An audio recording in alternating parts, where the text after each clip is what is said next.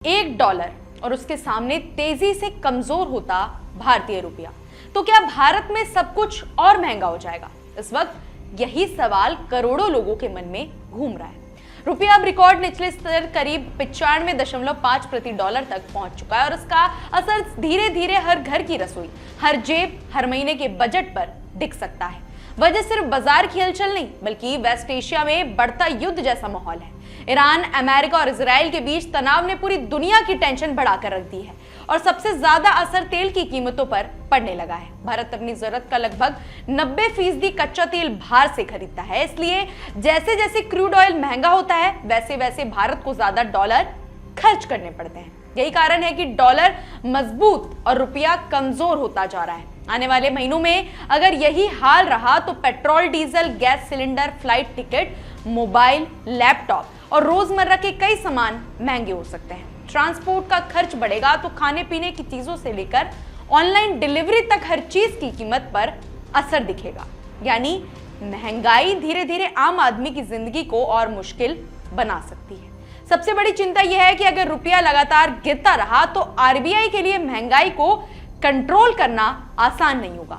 ऐसे में ब्याज दरें बढ़ सकती हैं, जिससे होम लोन और ईएमआई भी महंगी हो सकती है। दूसरी तरफ विदेशी निवेशक भी भारतीय बाजार से पैसा निकालने लगे हैं, क्योंकि अभी उन्हें अमेरिका ज्यादा सुरक्षित लग रहा है। इसका असर शेयर बाजार पर भी दिख रहा है और बाजार में लगातार उतार चढ़ाव बढ़ रहा है। लेकिन इस पूरे संकट के बीच सरकार और आरबीआई दोनों हालात संभालने की कोशिश में जुटे हुए हैं।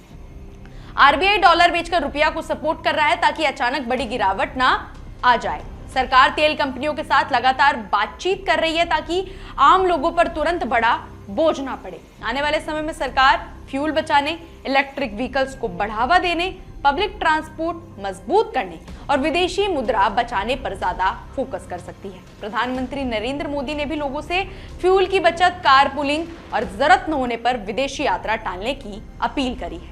इसका मकसद साफ है, जितना कम डॉलर बाहर जाएगा उतना रुपयों पर दबाव कम होगा। भविष्य में भारत अपने तेल आयात के नए रास्ते भी तलाश रहा है ताकि खाड़ी देशों पर निर्भरता कम हो जाए।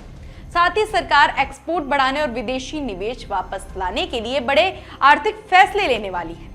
अच्छी बात यह है कि भारत के पास अभी मजबूत विदेशी मुद्रा भंडार, तेजी से बढ़ता इंफ्रास्ट्रक्चर और बड़ा घरेलू बाजार है, जो इस मुश्किल समय में सहारा दे सकता है।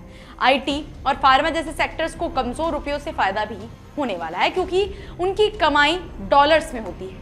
लेकिन अगर वेस्ट एशिया का तनाव लंबा चला और तेल की कीमतें लगातार बढ़ती रही तो रुपया 100 प्रति डॉलर पहुंच सकता है।